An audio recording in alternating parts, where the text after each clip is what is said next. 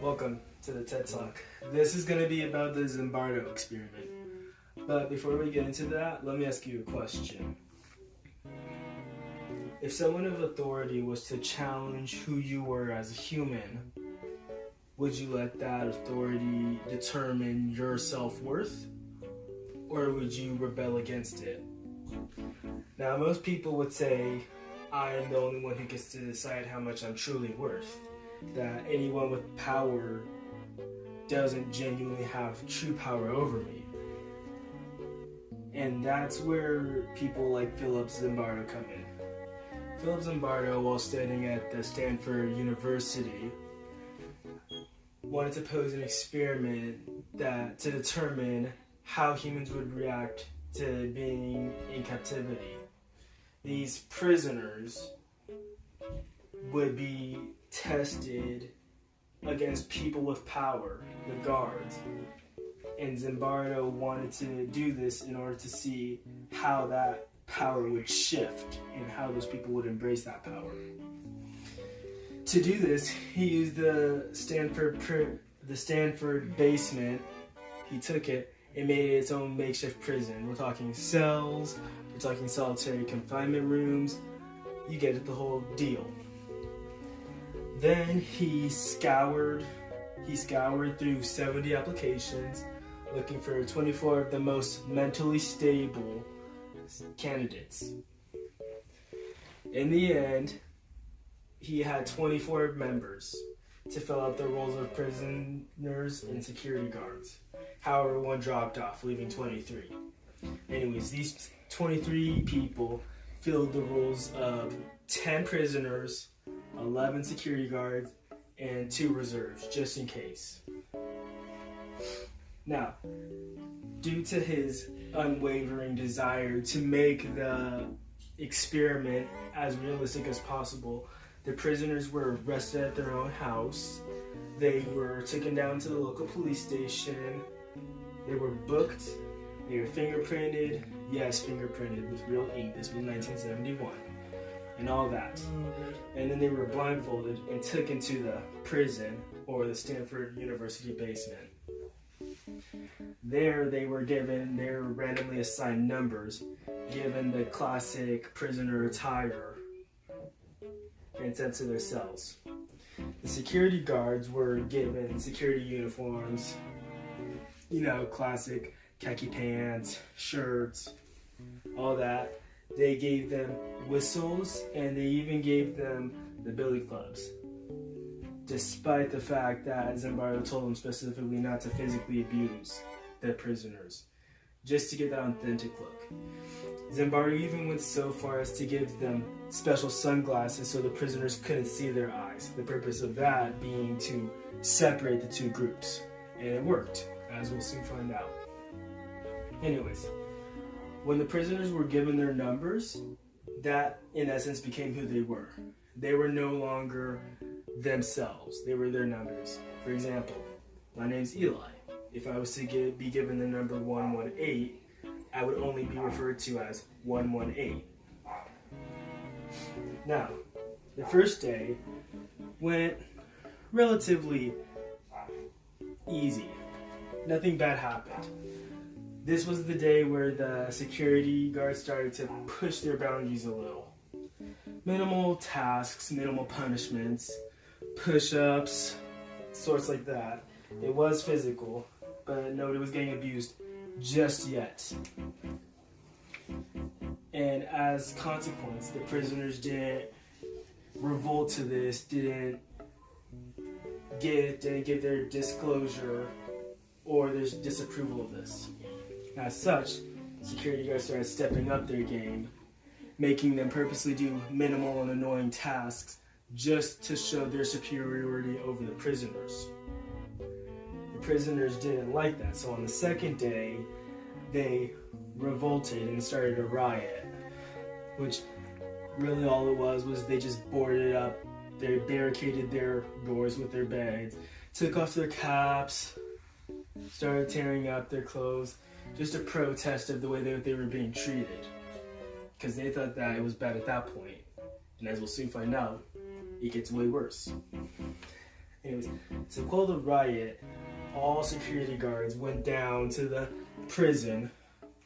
They sprayed the inmate with a fire extinguisher, which features chemicals that are capable of turning humans very ill.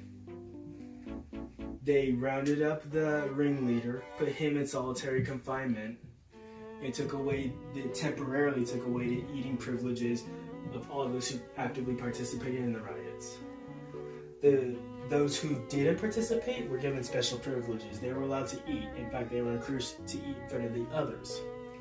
They were given their clothes back. They were treated, well, I would say as normal, but treated as normal as they had been for the past couple days. And this is where the power struggle really started to take a turn. Due to this riot, the security guards decided that they were allowed to use more difficult force when it came to the prisoners. They had them stripped naked and searched them. They constantly had them they constantly did minimal tests to get the prisoners to turn on each other.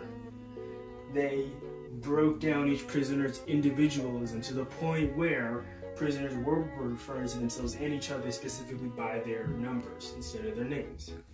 And they were largely successful. The prisoners were turning on each other. Those who were snitching got special privileges, while those who were not adhering to not adhering to the security guards' law were being further punished unlawfully. Keep in mind, I already said Zimbardo told them not to do it. And Zimbardo's role in all of this was essentially to be the warden. He was the one who was to stop the process in case anybody got hurt. But even he was corrupted by the authority that he bestowed upon himself. He himself admitted later in a 2008 interview that where he should have stopped the experiment as a researcher, he wanted to see what happened. He was thinking more like a warden. And that's why this was allowed to continue on as long as it did. However, it didn't reach the full 2 weeks as he originally planned to. One of the prisoners broke down mentally. He started screaming, he started crying, he had an uncontrollable rage. And when a Catholic priest who was used to working at the prisons, real prisons, came in to evaluate how realistic the prison was, he talked to this troubled individual. The troubled individual, when offered the opportunity to leave, refused, saying he didn't want to go. When the security guards heard about this prisoner and his psychotic episode, they decided to make an example of him. So they lined up all the other people, all the other prisoners, and they had him start shouting that one prisoner was a bad person, was a bad prisoner. And that just made things even worse for that prisoner, who now refused to calm down, stating that he was a bad prisoner because the security guards said that they were. He'd been broken down so much by the experiment and the treatment that he endured that he literally regarded the security guards as a figure to be followed without question. It wasn't until Mr. Zimbardo went up to him and said, "This is an experiment. These people don't have power over you. They're not security guards. They're not prisoners," and told him that it's okay if he goes, that he was able to leave. Funny thing about that is, upon hearing those words, the prisoner seemingly returned back to normal. He was no longer experiencing episodes of rage and sadness. He said, "Okay, let's go," and he left. It was almost as if the second that he'd been told that he didn't have to conform to his role that he was assigned to, he immediately regained himself and his identity. He was no longer quoting his number as his name. He was quoting who he actually was. Anyways, eventually, things just got so bad the treatment of the prisoners became so horrible and the security guards were treating the prisoners so badly that just 6 days in, the prison experiment had to be shut down. This was supposed to go on for 2 weeks. And yet, 8 days, more than half the time, the experiment didn't happen because of the treatment. Now, the biggest drawback from this situation is that people will easily conform to roles that society puts them on. If society or someone with power tells you that you're a security guard, you're going to become a security guard. If someone with power tells you that you're someone without power, like a prisoner, you're going to be a prisoner.